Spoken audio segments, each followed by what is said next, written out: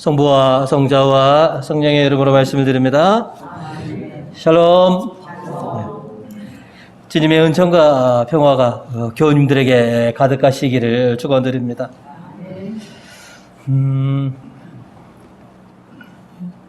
교우님들은 지금껏 살아오시면서 참으로 많은 일들을 겪으셨습니다.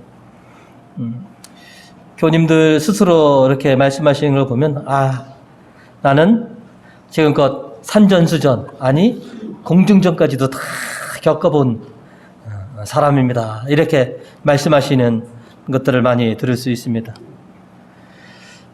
지금껏 수많은 그런 일들을 겪어오셨는데 또 앞으로도 그런 일들이 또 없으리라는 보장이 없고 아마 또 시련과 환난은 또 우리 앞에 늘 언제나 닥쳐올 거라고 그렇게 예상하고 있습니다.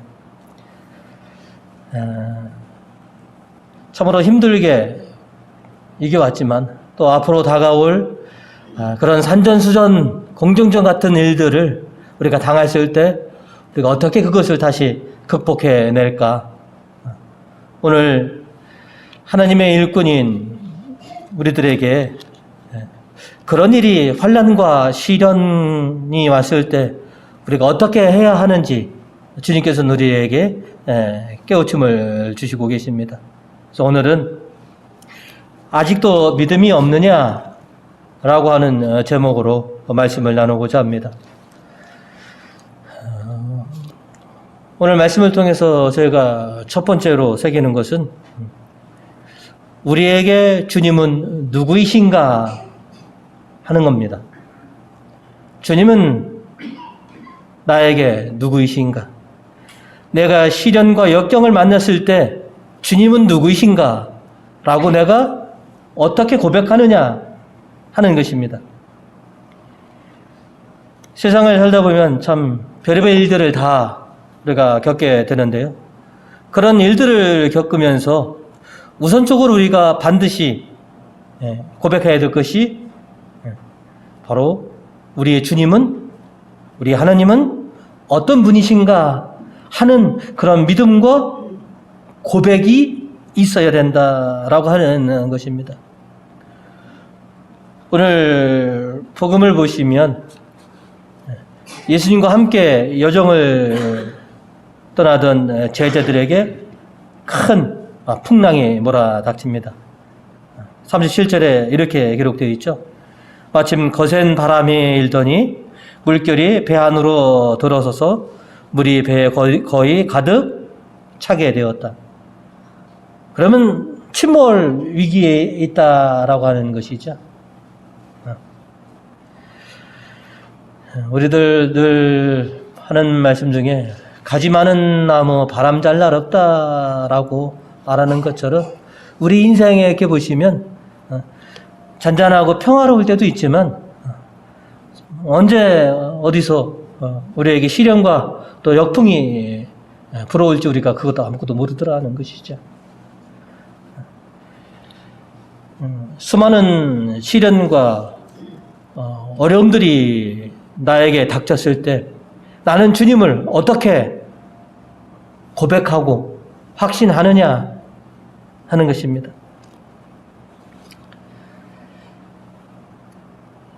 오늘 복음 39절과 41절에 보시면 예수께서 일어나 바람을 꾸짖으시며 바다를 향하여 고요하고 잠잠해져라 하고 호령하시자 바람은 그치고 바다는 아주 잔잔해졌습니다. 근데 이 놀라운 광경을 보고 제자들을 이제 41절에 보시면 그들은 두려움에 사로잡혀 도대체 이분이 누구인데 바람과 바다까지 복종할까 하며 서로 숭울해. 예수님의 많은 능력과 기적을 보아온 제자들이죠. 그럼에도 이렇게 대자연을 주관하시는 그런 예수님의 놀라운 능력,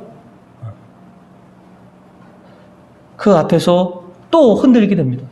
지금까지 우리는 그저 위대한 능력자, 그런데 그냥 환자를 고쳐주시고 하는 것이 아니라 대자연을 굴복하시는 그 신적 능력을 통해서 과연 우리 스승이 어떤 분이시기에 이렇게 대자연까지도 굴복하시느냐. 우리가 믿고 있는 우리의 주님은 누구이시냐? 만물의 창조주이시고 만물의 주권자이시다 라고 하는 것을 우리가 확실하게 믿고 있느냐, 그렇게 확신하느냐 하는 것입니다.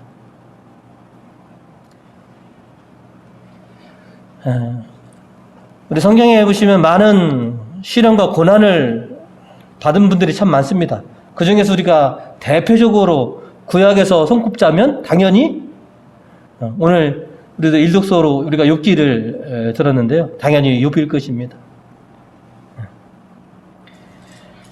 자신 하나 두고선, 그죠? 욥 혼자 두고선 모든 가족들도 일단은 다 죽었죠. 그리고 그의 소유했던 것을 다 그냥 잃게 되었던 그런 욥. 그 엄청난 역경 속에서 욥은 어떻게 하나님을 고백하였느냐. 그 시련 속에 있는 욥에게 하나님께서는 말씀하십니다. 이 땅에 땅을 놓은 것이 누구냐? 이 땅의 기초를 놓은 것이 과연 누구더냐? 바다와 땅을 금을 그었고 더 이상 바다가 땅을 침범하지 못하도록 한 것이 누구냐? 나다. 내가 세상을 창조하였고 세상의 주권자이다 라고 욥에게 다시 한번 확인시켜 주는 것이죠. 우리가 시련과 역경을 만났을 때 우리도 욥처럼 하나님이 내 인생에 누구신가?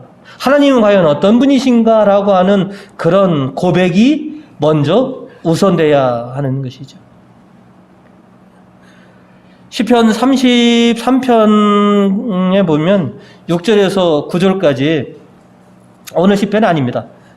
나중에 이제 집에 들어가서 다시 한번 확인해 보시면 시편 33편 6절에서 9절에 이렇게 기록되어 있습니다. 야훼의 말씀으로 하늘이 펼쳐지고 그의 입김으로 별들이 돋아났다. 바닷물을 독에 담으시고 깊은 땅속 창고에 넣어두었다. 온 세상아 야훼를 두려워하여라. 땅 위에 있는 사람들아 모두 그 앞에 조아리라.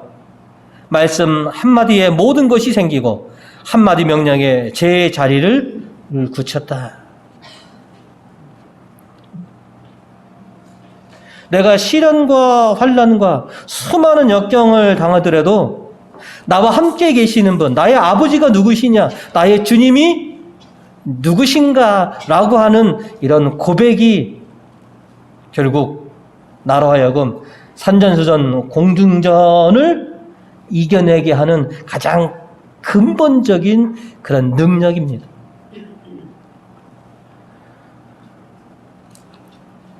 부모와 함께 있는 아이는 두려움이 없습니다. 하나님 아버지를 굳게 믿는 사람도 마찬가지입니다. 시련과 역경이 오더라도 하나님께서 나와 함께 하시고 계시다. 창조주이시고 주권자이시고 놀라운 능력의 근원이신 내 아버지께서, 주님께서 나와 함께 하시고 계시다라고 하는 이 고백이 결국 우리로 하여금 수많은 시련과 역경을 이겨낼 수 있게 하는 그런 가장 큰 원동력이 된다라고 하는 것이죠. 그러니 두려워하지 말아라. 겁먹지 말아라. 오늘 예수님께서 제자들에게 얘기하시죠. 왜 그렇게 겁먹었느냐? 내가 있는데, 내가 너와 함께 있는데. 그러니 세상 걱정 붙들어 메고 오직 나만 믿어라. 나를 믿으면 내가 너로 하여금 평화와 또한 너의 뜻을 이루어 주리라. 오늘 시편 30편을 보시면 이윽고 사방이 고요해지자 모두들 기뻐하며 하나님의 인도를 바라던 항구에 다다랐다. 창조주이시고 주권자이신 하나님을 믿으면 우리는 우리가 바라는 그 목적지에 안전하게 도착할 것입니다. 우리가 감당하기 어려운 시련과 역풍이 몰려오더라도 주님이 나와 함께 계시면 내가 그 모든 어려움을 이겨내고 내가 바라던 그런 목적지에 안전하게 도착하게 될 것이다.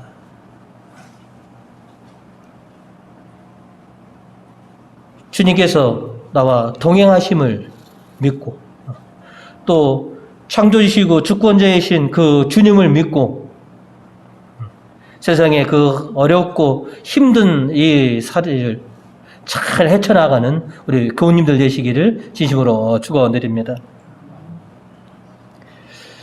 두 번째로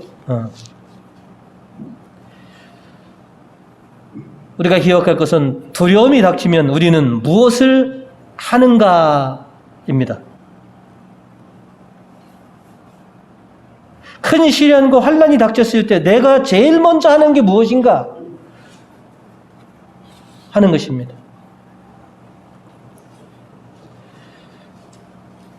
풍랑과 시련을 당하면 우리는 멘붕에 빠집니다. 그죠? 모든 사람이 다 그렇습니다.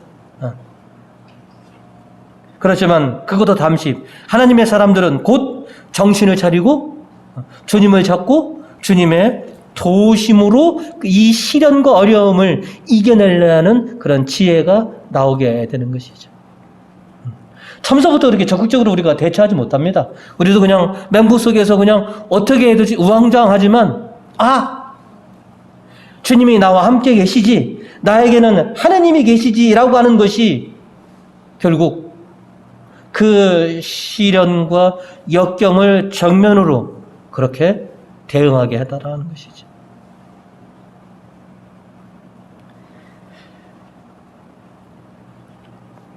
풍랑 속에서 우왕좌왕하고 두려움에 떨던 제자들에게 바람과 풍랑을 잠잠케 하시고 예수님께서 제자들에게 하신 말씀이 있으시죠. 40절에 보시면 그렇게 하시고 나서 예수께서는 그들에게 왜 그렇게들 겁이 많느냐, 아직도 믿음이 없느냐 하고 책망하셨다. 시련과 역경을 만나면 당황하고 두려워하는 것이 지극히 정상적인 반응입니다. 그러나 그렇게 두려움 속에서 온전히 놓여 있는 것이 아니라 바로 정신을 차리고 주님이 계시지,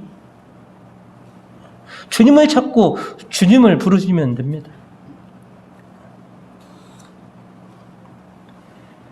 예수님의 제자들도 그죠? 딴에는 자기들 힘으로 뭔가를 배에 들어오는 물을 퍼내기도 하고, 그죠? 어부가 벌써 4명이지 않습니까? 그죠? 30%가 어부들인데, 그리고 자기들이 늘 항해했던, 고기 잡았던 그런, 호숫가인데, 하지만 자기들의 힘으로 안 됐을 때, 비로소 그들은 정신을 차립니다. 그리고 뭐예요? 주무시고 계시는 예수님을 깨우게 되죠. 참, 어떻게 보면 우리 예수님도 참 인간적이십니다. 그렇게 세상 무너지도록, 그죠? 배에 물이 거의 다 침수될 정도면, 그 정도면 잠에서 깰 정도는 돼야 되지 않겠습니까? 이런 분들이 이제 뭐냐면, 잠자면 어버가도 모르는 분들이, 그죠? 한면으로 보면 얼마나 참 피곤하셨을까. 그래서 그 참 엄청난 풍랑 속에서도 그냥 주무시고 계시는 것라고 할 수도 있고, 또 뭐냐면 당신이 눈만 뜨면 모든 것이 평정질 거를 아시기 때문에 그냥 주무시고 계셨을까라고 하는 생각이 되지만, 제자들의 그 부르짖음에 예수님은 일어나십니다.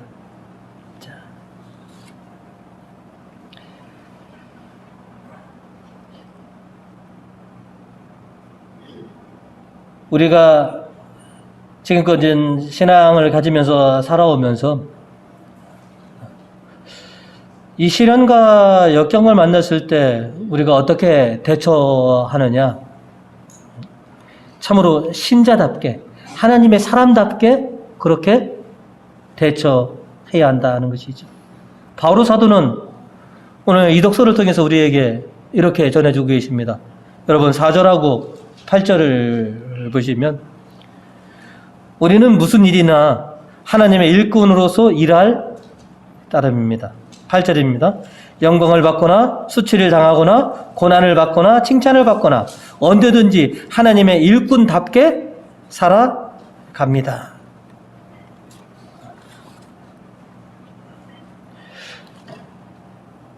내 앞에 시련과 그 어려움이 닥쳤을 때 그럼 나도 어떻게 대처해야 하느냐? 하나님의 사람답게, 하나님의 일꾼답게 그렇게 대처해야 합니다.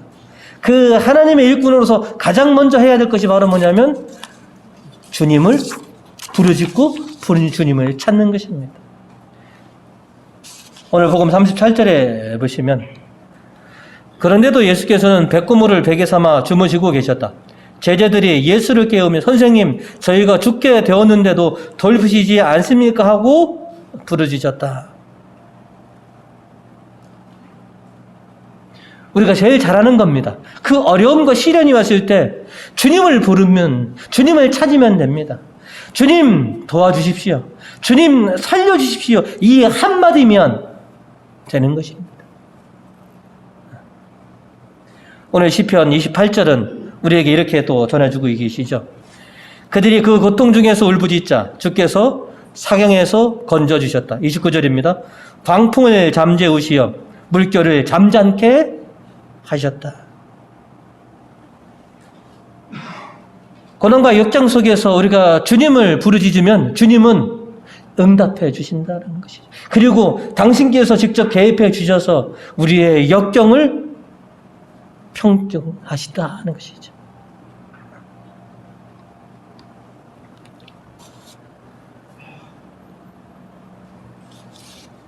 지금도 어려움과 고통 중에 있는 분이 제일 먼저 해야 될 일은 바로 주님을 찾는 것입니다. 그리고 바로 지금 이 순간 주님께서 내 인생에 개입해 주셔서 나에게 평화와 나에게 기쁨을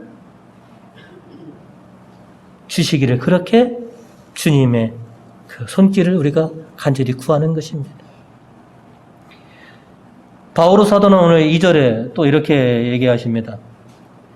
하나님께서는 너에게 자비를 베푸실 만한 때에 내 말을 들어주었고 너를 구원해야 할 날에 너를 도와주었다 하고 말씀하셨다. 지금이 바로 그 자비의 때이며 오늘이 바로 구원의 날입니다. 우리의 주님이 반응하시는 날, 주님께서 개입하시는 날이 곧 나에게는 자비요, 나에게는 구원이 오는 날이다 하는 것이죠. 풍랑과 시련을 당할 때 오직 믿음만이 살 길입니다.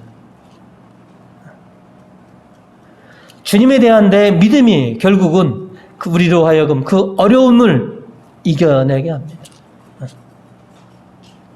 그 엄청난 일을 당했던 욥, 그죠?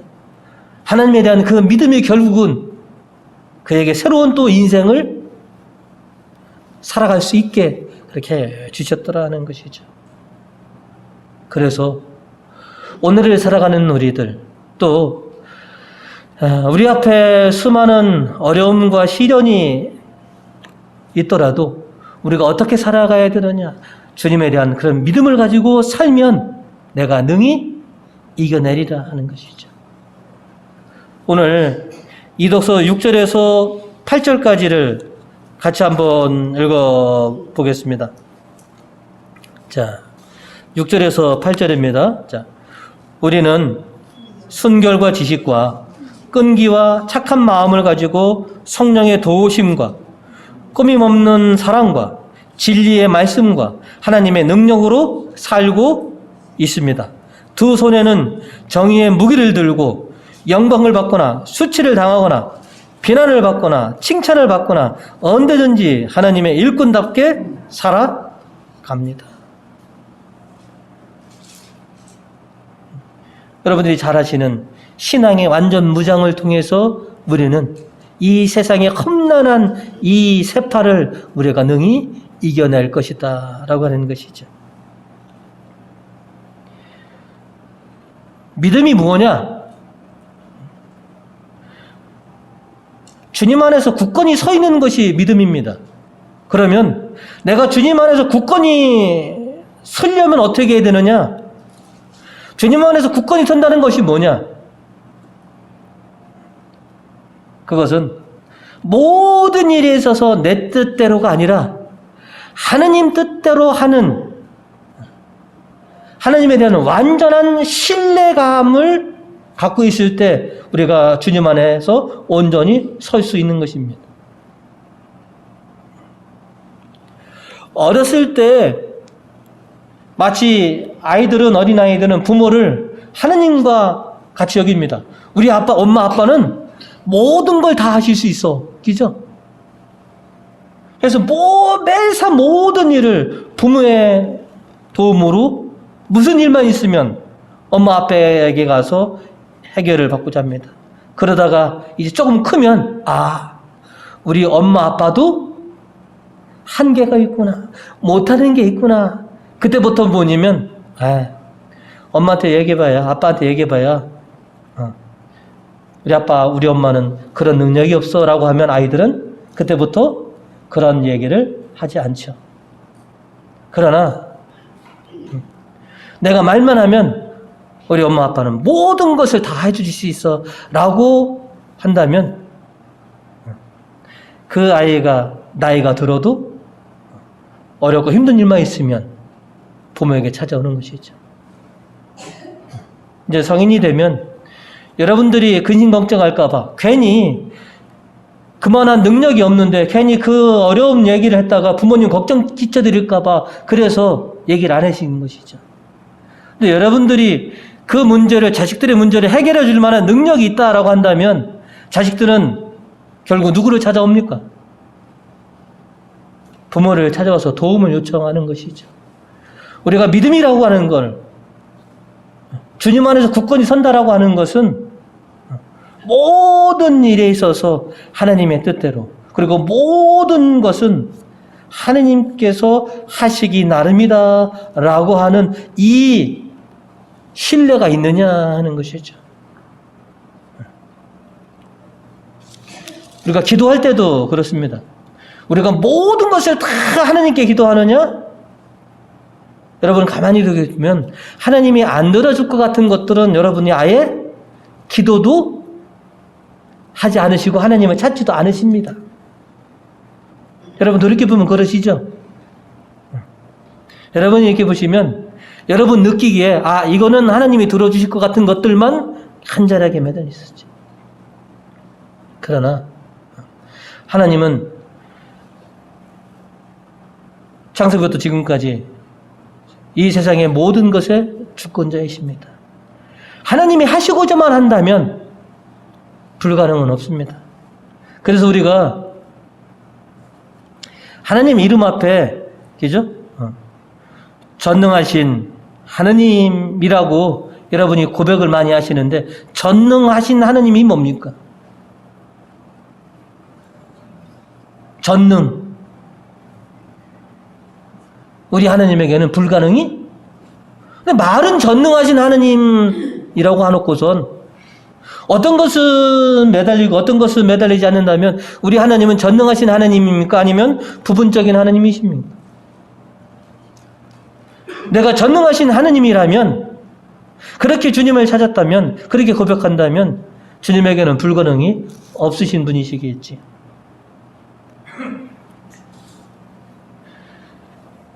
놀라운 능력을 여태까지 보여주신 예수님이 함께 계셨음에도 불구하고 우왕좌왕하고 다 죽게 됐다고 울고불고 하는 그 제자들의 모습, 왜 그렇게들 겁이 많느냐? 아직도 믿음이 없느냐? 니들이 나하고 다니는 게 벌써 이게 시간이 얼마냐? 네가 신앙생활하는 게 벌써 몇 년이냐? 몇십 년이냐? 그런데도 아직도 믿음이 없느냐? 이렇게 우리를 질타하십니다. 요한복음 14장 1절에 여러분이 잘 아시는 말씀이죠. 너희는 걱정하지 마라. 하나님을 믿고 또 나를 믿어라 라고 이렇게 말씀해 주셨건만 우리는 정말 하나님을 믿고 주님을 믿고 있느냐? 그렇게 될 것이다 라고 믿고 있느냐? 어떤 어려움과 역경이 오더라도 내가 능히 그것을 이겨낼 것이다 라고 하는 그런 믿음을 가지고 계신가? 주님이 나와 함께 하시다 라고 하는 그런 믿음이 있느냐? 지금 호수를 건너가는 것을 누가 가자고 하셨습니까? 그죠? 주님이 가자고 하셨고 그 풍랑의 침몰 위기에 있던 그 순간에도 주님은 어디 계셨습니까? 바로 그 배에 있으셨습니다. 그죠? 주님은 늘 우리와 함께 계십니다. 아버지 하나님은 늘 우리를 주시하고 계십니다. 그러니 그 주님, 그 하나님을 믿고 우리가 살아가면 됩니다. 우리 앞에 어떤 일들이 닥칠지 우리는 아무도 모릅니다. 그죠? 이제 산전수전, 공중전을 치료가 될지도 모릅니다. 하지만 늘 주님이 나와 함께 계시고 주님은 전능하신 능력으로서 나를 지켜주시고 인도해 주실 것이지야 라고 하는 이 믿음이 결국은 나로 하여금 내 바람대로 하나님의 기대대로 그렇게 될 것이다 하는 것이죠. 이제 여태까지 살아오시면서 하나님께서 내 인생에 개입하신 거 여러분 생생히 기억하시지 않습니까? 앞으로 닥쳐올 일도 마찬가지입니다. 늘 우리가 주님께 울부짖으면 주님께서 곧바로 반응해 주실 것입니다. 주님 도와주십시오. 주님 살려주십시오. 라고 주님을 찾기만 한다면 우리의 주님은 놀라우신 시적 능력을 통해서 우리를 안전하고 우리를 온전하게 그렇게 보호해 주실 줄 믿습니다. 늘 주님에 대한 그런 믿음으로 이 세상을 잘 헤쳐나가시는 우리 교우님들 되시기를 주님의 이름으로 축원드립니다.